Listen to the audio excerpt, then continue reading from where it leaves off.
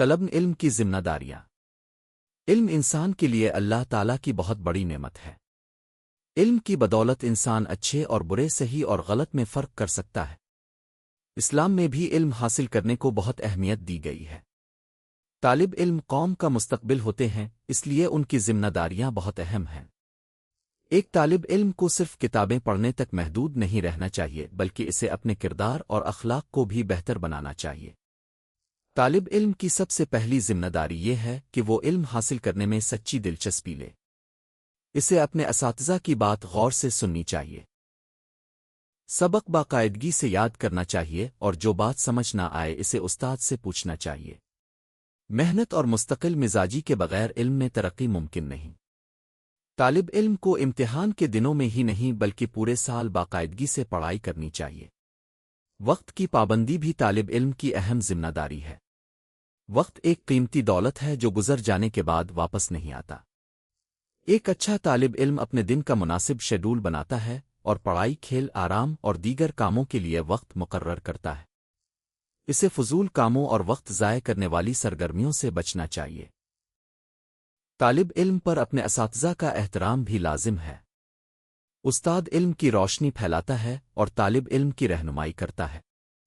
طالب علم کو استاد سے ادب اور اچھے انداز میں بات کرنی چاہیے، کلاس میں نظم و ضبط کا خیال رکھنا چاہیے اور استاد کی ہدایات پر عمل کرنا چاہیے۔ اسی طرح والدین کی عزت اور فرمانبرداری بھی طالب علم کی اہم ذمہ داری ہے۔ ایک طالب علم کو اچھے اخلاق کا مظاہرہ کرنا چاہیے۔ اسے جھوٹ، بدتمیزی، حسد، غیبت اور دھوکے سے بچنا چاہیے۔ اسے اپنے ساتھی طلباء کے ساتھ محبت، تعاون اور اچھا برتاؤ کرنا چاہیے۔ اگر کوئی طالب علم کمزور ہو تو اس کی مدد کرنی چاہیے، نہ کہ اس کا مذاق اڑانا چاہیے۔ طالب علم کی ذمہ داری ہے کہ وہ اپنے اسکول اور کلاس کی صفائی کا خیال رکھے۔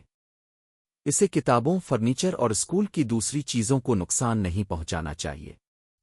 صفائی نصف ایمان ہے، اس لیے ہر طالب علم کو اپنے ارد گرد کا ماحول صاف رکھنے میں اپنا کردار ادا کرنا چاہیے۔ طالب علم کو اپنے جسم اور صحت کا بھی خیال رکھنا چاہیے۔ مناسب نیند، صحت مند غذا، ورزش اور کھیل زندگی کے لیے ضروری ہے۔ صحت مند جسم میں ہی انسان بہتر انداز میں پڑھائی کر سکتا ہے۔ تاہم کھیل اور تفریح میں اتنا وقت نہیں لگانا چاہیے کہ پڑھائی متاثر ہو۔ آج کے دور میں موبائل فون، انٹرنیٹ اور سوشل میڈیا علم حاصل کرنے کے مفید ذرائع بھی ہیں، لیکن ان کا درست استعمال ضروری ہے۔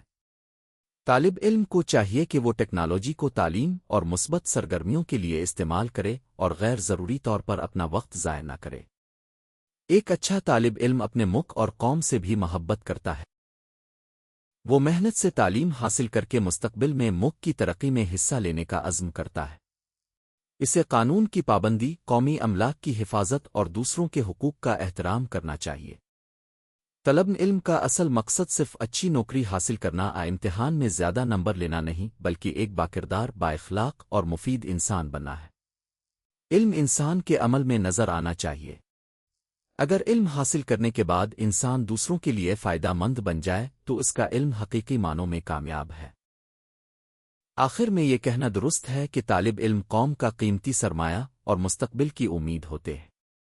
اگر طلباء اپنی ذمہ داریوں کو سمجھیں، محنت سے تعلیم حاصل کریں، اساتذہ اور والدین کا احترام کریں، وقت کی قدر کریں اور اچھے اخلاق